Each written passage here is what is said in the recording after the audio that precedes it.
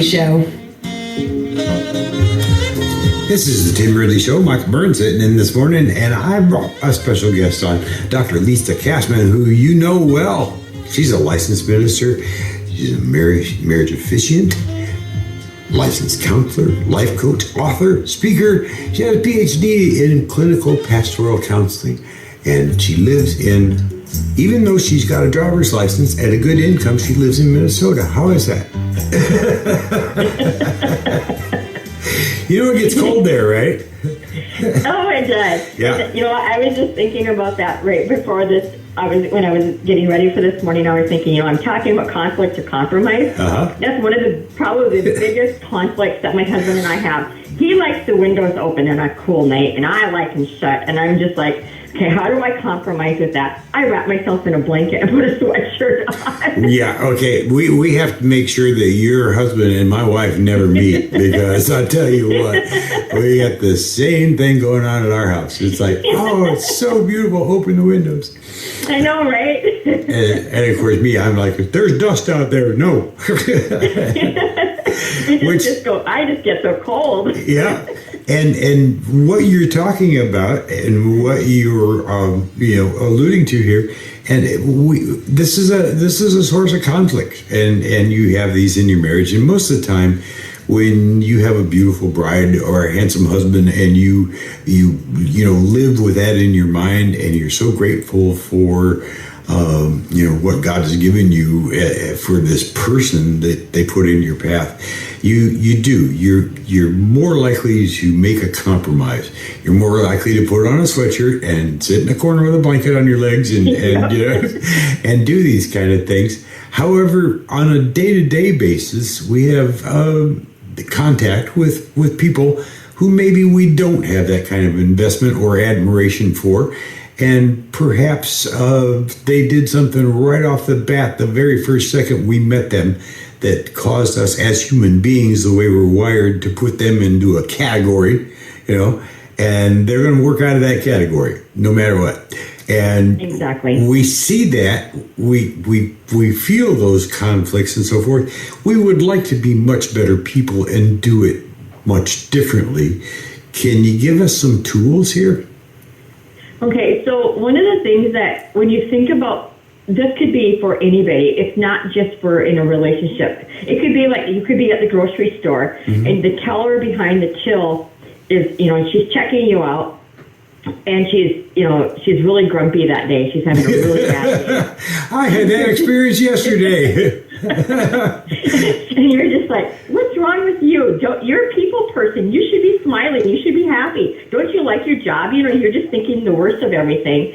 But instead of thinking the worst of everything, start saying something positive. This is what I like to do, unless I'm really in a hurry. Find something positive, like, oh, you have really nice hair, or mm-hmm. I like your top, or, just find positive things to say. Maybe she'll change her little attitude, It is really hard, but finding something positive to say, have that feeling of put yourself in their shoes. Maybe they're going through a bad day. We don't know that. We don't know what they're going through. We have no idea. So put yourself in their shoes thinking, okay, they could be having a bad day, so maybe it's just a one-time thing. Mm-hmm. So that's one of the biggest ones that I find with people. I mean, I'm in the people business. I have a spa and salon, and I find that with my people too that come in there. And there's times where I just want to why are you even here today? I don't want to see you because you're crabby. Mm-hmm. But you have to look in their shoes and say, okay, maybe there's something more going on. Yeah, and it's funny because it changes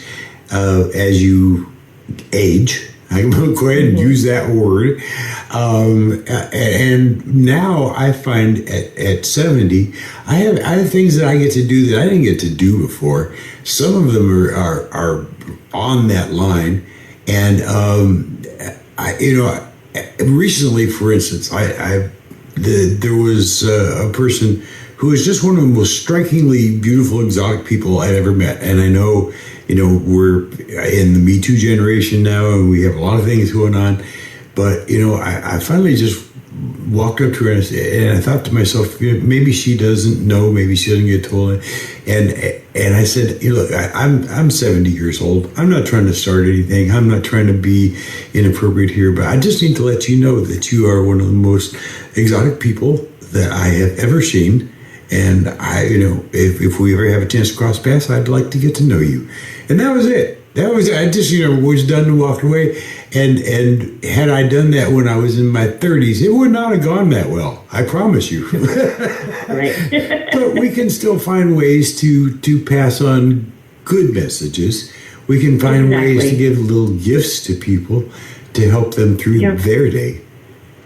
Absolutely. And then there's, and then there's people sometimes where you're talking to somebody and they just start getting angry and they start raising their voice, so then you can keep calm. This is another way, just keep calm and keep your voice lower. Even if they're raising theirs, keep yours lower and then control that message of, okay, I'm not gonna stoop to your level by raising my voice.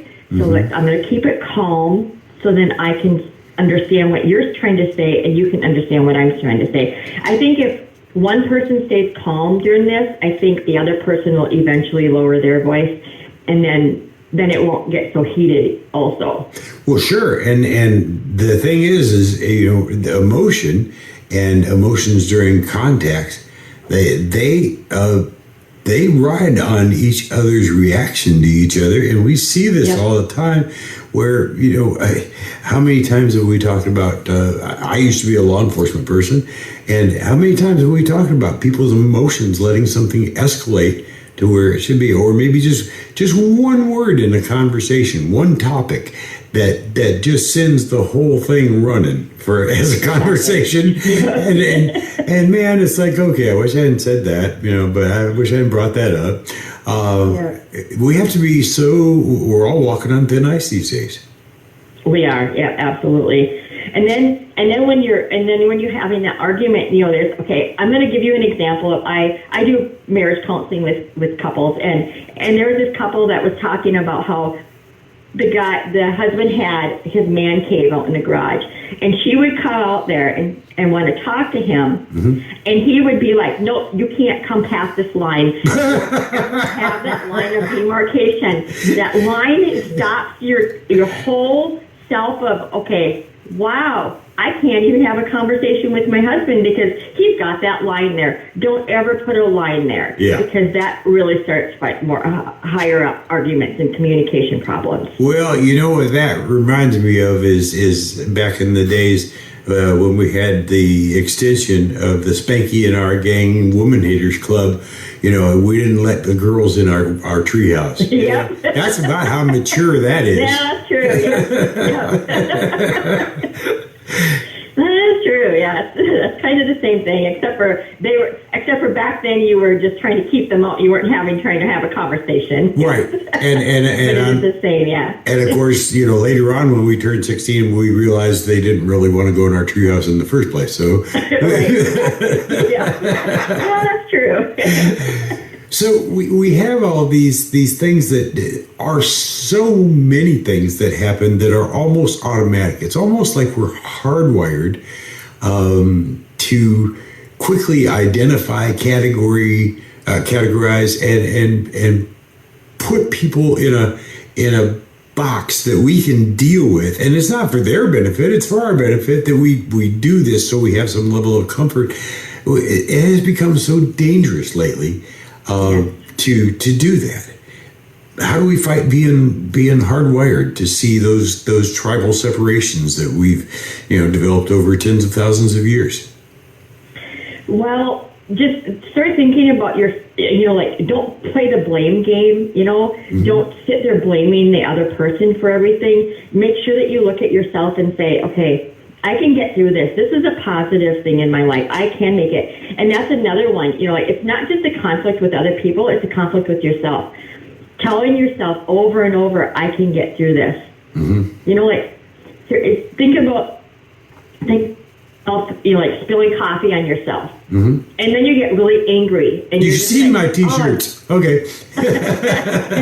and then you're just like, I'm so clumsy. I'm always doing this. Instead of saying that, it's like, okay, it's just, I was in a hurry today. It's okay. I can make it through the day. Just keep telling yourself positive things. That's the biggest thing, is getting outside that box, is just keep saying the positive things to each other. Don't blame the other person constantly, because each person is to blame. Each person has that, something in their life where it's not just one person. And it could be to start with one person, but then the other person just keeps pushing and pushing and pushing. So then you're both to blame. So you have to get outside that. You bet. And I'm going to pass along one other piece of wisdom. The only thing I have is the things that I've learned over the years, and that's all I got left. But to tell you the truth, I got to pass this one along, because I have been involved in debates. I've been involved in broadcasting. I've been out there as a law enforcement officer. I've been, in many different ways and many different places where you're trying to get somebody to understand what you're doing, but I can tell you what, in 70 years of conversation, of interaction with people, I think I can count the ones that I've changed their mind on my right hand. I really do. I don't think it's a worthy effort, and I think if that's your goal, you might just say, "Well, it's been nice meeting you," and turn around and go back, just like exactly. Yep. So we're gonna take a quick break here. We're gonna come back on the other side, and with Dr. Lisa Cassman, she's gonna give us some tools, maybe some thoughts, some things that you can think through and say to yourself that'll get you through conflict and turn it into compromise. Win-win situations, that's what we're after here on Sirius XM 146, the Road Dog channel. Michael Murray sitting in on the Tim Ridley Show. We were talking about some of the conflicts that can happen between married couples, and bringing that into the conversation always helps, because at least that's somebody you already love. There's a reason you want to make that person happy and avoid conflict. We all have them. It can be open windows, closed windows. In my house, it has gotten really weird recently, because she's a Detroit Tigers fan, lifelong. I'm a lifelong San Francisco Giants fan, and you can imagine what that room looks like. Some memorabilia like you wouldn't believe. And then on top of that, we have that divided music as well. She is a classic Motown girl. My bride comes alive when she hears, Motown hits from the 60s and 70s. And somebody at Sirius XM got me in big trouble. Dr. Cassman, they got a channel now. It's called the Number 2 channel. Okay. It's on channel 14. Okay. It's all the songs that were number 2s. So we go over there exploring channels like we do. We're on a trip together. We're having a beautiful drive down the beach. We're just going to drive until we feel like turning around and come back. Keep the top down the whole time, keep music blaring. And we're listening to this channel, which is a brilliant move by Sirius XM. Some great songs have been number 2s. And she will look at me every time a Motown song comes on and say, well, that got to be number 2 because there was a Beatles song on number 1. And it was like, I don't want to fight over this. I know, right? Why are we fighting over this? It wasn't my fault. I didn't make it number 1. But I do. I bought a couple copies, but that was it. And now you have to watch, because conflict can come from anywhere. And Lord help you when you start talking about media channels and politics and oh man, it's you just best not to even go there anymore. Oh yeah, there's so many topics that should be off limits for anybody, because way back we used to be able to talk about those things, and you could have that where people would listen to the other person, but now it's just like everything starts an argument, everything. Mm-hmm. So it doesn't even necessarily have to be in a relationship, but one of the things that you can do to help compromise is maybe take turns talking. And I was thinking, maybe having a humor out of it. Okay, put on a timer. I mean, we all have cell phones. Put on a 2-minute timer, 3-minute timer. Okay, you have 3 minutes to talk. Mm-hmm. And as soon as that timer's done, then it's my turn. Right. Just to do something different, just to change it up so you're not arguing and you're not disagreeing on everything and raising your voices, and you both have that time to talk. It's really important that you both have the opportunity, because so many people want to overpower the other person in their conversation. Right, and it brings up another art, that you learn if you have a successful relationship, or you have a couple or three unsuccessful ones, and you maybe learned a lesson from it. That's my case. But you do. You tend to learn that there are things that you just don't say, and there are things that you don't bring up. And I learned finally on my third wife. God bless her, she's taught me so many lessons. But my beautiful bride, if I want her, if she gets upset, and not necessarily me, but at something, and I've learned, Dr. Cassman, saying you need to calm down is really not a good idea. It's going to have the opposite effect, and you have to You have to don't tell me to calm down, and I've come to grips with the fact that my beautiful bride is half Sicilian and half Hispanic, and that's her talking, and man, you have to learn that's just talking. It is. I mean, you have to learn what they're saying and how and just understand that. And then, who's going to be the bigger person and apologize first? Mm-hmm. That's really important too. One of you has to apologize, and then the other one will fall into place with that too. So one of you have to be the bigger person to do that. It's in my job description. I've taken it on. I wrote it in there myself, but I finally decided that it just wasn't worth it, and I would just be the guy that no matter what. And that's you bring up another thing too. In that same conversation, it used to be if somebody said something stupid, okay, or something you thought was stupid. Mm-hmm. And I'm not saying that's a stupid person. I'm just saying, they expressed a position that you happen to feel is maybe not informed. And you inform people with facts. And you can drag out the facts and the graphs and you got all the information. That does not solve your argument. That does not. No. In fact, it's like get calm or calm down or be quiet. It gives you the same effect. And we live in a time when there's so much misinformation being thrown out there that some of it gets accepted as real. So yes, exactly. So your facts might not be my facts, and yeah, exactly. And my ways of doing things with conflicts might not work for everybody, but something else might work. So yeah, exactly. Yep. Yeah. The first thing is to get your attitude down. Breathe. And then absolutely repeat if necessary.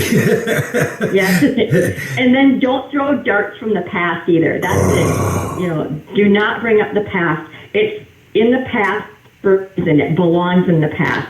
You don't need to keep bringing it up every time that you have an argument. That's something that so many people do when they're, especially in a marriage. They do that. It's so easy. Like I said, I've been counseling these couples, and one of the couples just absolutely just throws everything at each other. I finally had to start counseling them separate because it just, we couldn't get anywhere because it was just like, you. And it's just like, you can't do that. So you have to learn to calm down before you're in a room together talking to somebody else. Well, and you need to also, you need to, one thing that I've learned, okay, and very honestly, it's hard for me, as you know. It's my job to sit here and talk for 2 hours or 4 hours or whatever I'm doing. That's just kind of the way. I'm like those kitchen rugs that start in the middle with a little tiny coil, and they go out and they go out and they go out, and then it makes this big rug. Well, that's me. I start with this little tiny grain of something and then wind it around, and that's just my nature.